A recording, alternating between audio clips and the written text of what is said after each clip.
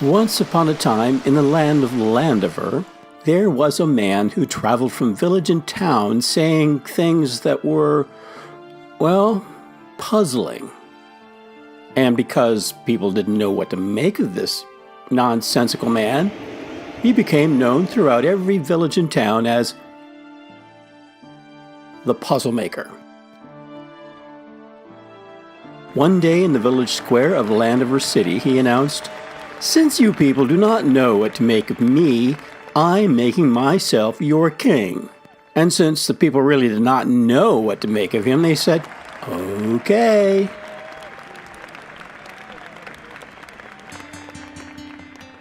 The very next day, he put the crown of Landover on his head. Then the Puzzlemaker began to make rules, lots and lots of rules that were, well, puzzling.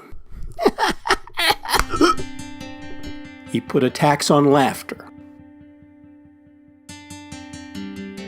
Daydream was outlawed.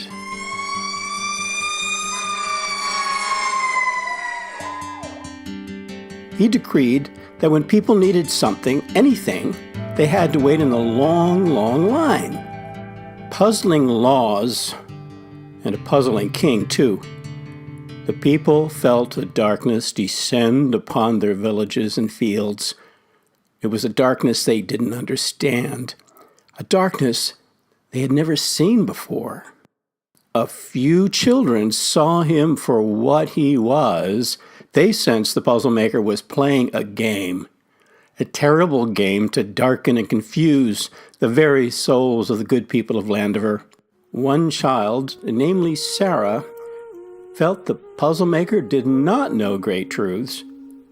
One day at dinner with her father and mother, Sara finally burst out, "The Puzzlemaker's wrong!" She paused and said it again. "The Puzzlemaker is wrong!" "What is right?" her father asked. Sara gently placed a kiss on her father's leathery, wrinkled brow.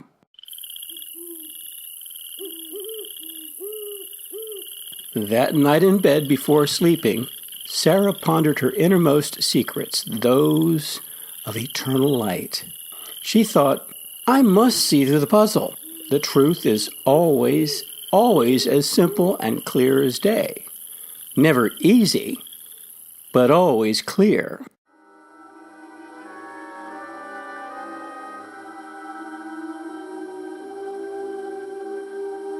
That night she dreamed among so many things of a wondrous shape.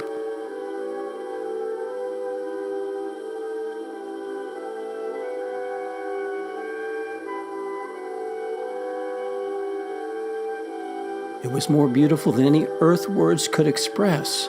A fine, crystalline network of streaming light, traced with violet, red, rich green, and pale blue. It was a living ancient fire. To behold its shape made her free and at peace.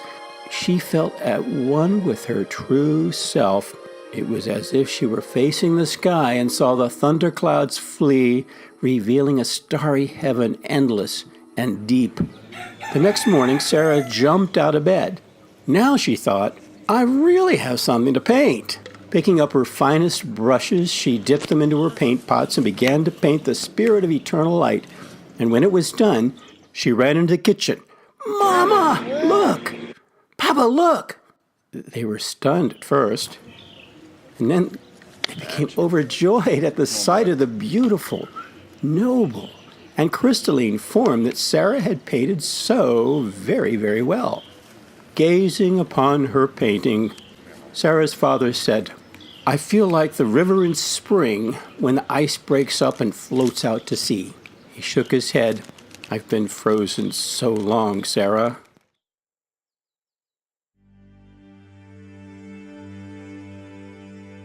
He was becoming himself again, thought Sara, like before the Puzzlemaker puzzled him. Full of joy, her father and mother put Sara's painting on top of a pole, and proudly waving their vision flag, they all went dancing and singing to the very center of Landover City where the Landoverites were gathering for market. While startled faces peered out from every window, Sara tore down the banner bearing the gray-colored royal puzzle from the flagpole in the market square. Then they raised in its place the wonderful sight of Sara's living, ancient crystal fire. People could see it from their windows in even distant fields. The faces of Sara's friends lit up with amazement, and then joy. More and more children joined. Then their mothers, then their fathers, then their uncles and aunts, grandparents and neighbors. They were dancing and laughing and hugging and truth-telling, a sight unthinkable just the day before. Now, puzzles don't stand up too well against joy. Never. Not far away, the Puzzlemaker could not help but hear the singing. He sagged in his throne, depressed. "Not everything is puzzling, sire," whispered a gentle guard. But now he was depressed because of how bad he had been to all the land of rights outside. Being supreme Puzzlemaker had, yes, become very, very puzzling, even to the Puzzlemaker himself. He went out to his balcony overlooking the gaiety. "At last," he said, "I see how unpuzzling life really is." And he said to Sara, "Can I join you?" "Well, sure," said the thousands all at once. And so he did. And Sara loved how much noise and fun she had created with her dream and vision flag. The sun shone glorious. The Puzzlemaker changed his name back to the name his mother had given him, Joe, and for centuries thereafter, all the people under the same big sun had the power to never, ever become puzzled again.